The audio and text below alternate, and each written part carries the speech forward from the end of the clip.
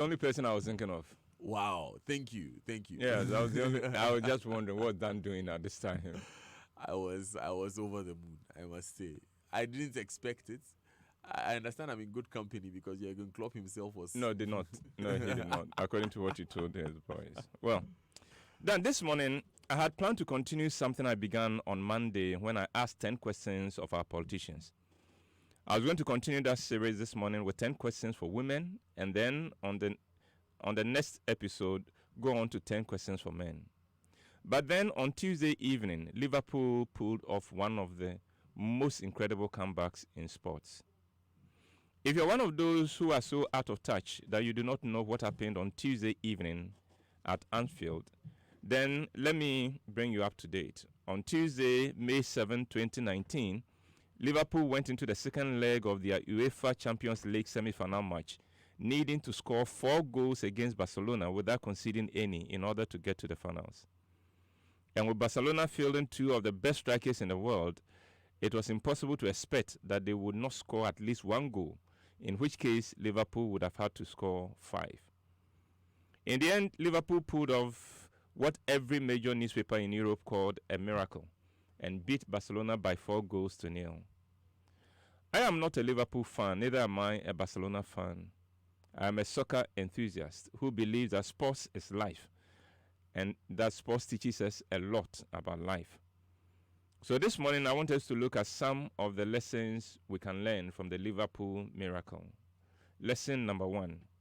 Nothing is impossible. This second leg semi-final tie seemed a mission impossible for Liverpool. There were so many things going against the team. In the first place, there was a huge goals deficit that they had to overcome. They had to score 4 goals and not concede any to call it a win. Next, there was the issue of injuries of 2 of their key players and strikers, Mo Salah and Roberto Firmino, not to mention that of Keita in the midfield. Next, Liverpool had been straight to the foe in their last Premier League match, and the players were fatigued. And finally, Messi, the man who destroyed them in the first leg, was still in the form of his life leading up to the match. And yet, with all these against them, Liverpool proved to us once again that nothing is impossible in life. It is only impossible if you think it is. Lesson number 2, never give up. Mo Salah's contribution to the match and his support for his teammates was to wear a t-shirt that had the words "Never Give Up" boldly printed on the front. Liverpool would have been excused if they had given up. After all, everyone would have understood that they could not simply put 4 goals past Barcelona and not expect at least 1 goal in response. But the feat of Liverpool reminds us all that we should never give up. Lesson number 3. What is meant for evil can work out for your good. Suarez injured Andy Robertson, the defender who was giving him a tough time. Robertson was key in the Liverpool defense, and so when Suarez took him out, I'm sure he thought he had removed one of the impediments in the way of a Barca victory. But when Robertson could not continue, Jorginho was brought in as a substitute, and as fate will have it, it was this substitute who scored the second and third goals in quick succession to keep hope alive for Liverpool. You see, in life, what is meant for evil can often work out for your good. What is meant to destroy you can work out for your honor. Lesson number 4. Nobody is indispensable. Last year, Liverpool made it to the final of the same tournament and faced Real Madrid. Then Mo Salah was injured and the chances for Liverpool fizzled out. This year, Mo Salah was out due to injury for the crucial second leg of the semi-finals, and the team still performed one of the greatest comebacks in sports. The lesson here is no one is indispensable. Of course, Mo Salah makes a world of difference for Liverpool, and yet in his absence, the team still performed a sports miracle. I know Salah is humble enough not to see himself as indispensable, but the lesson is still relevant, and it's one that I pick from the miracle of Anfield on Tuesday. No one is indispensable, so when you are given the chance to serve, serve with humility and serve wholeheartedly. Lesson number 5. Superstars and legends are, after all, human.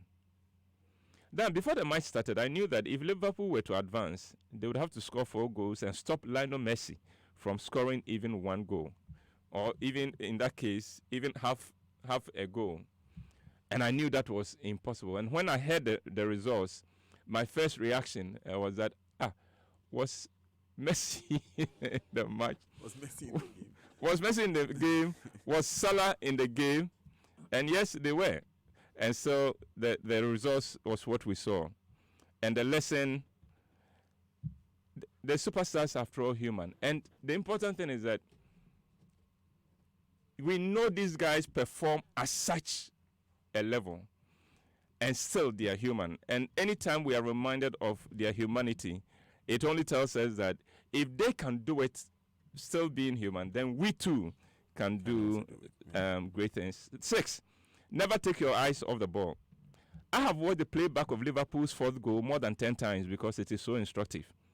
It was from a corner kick.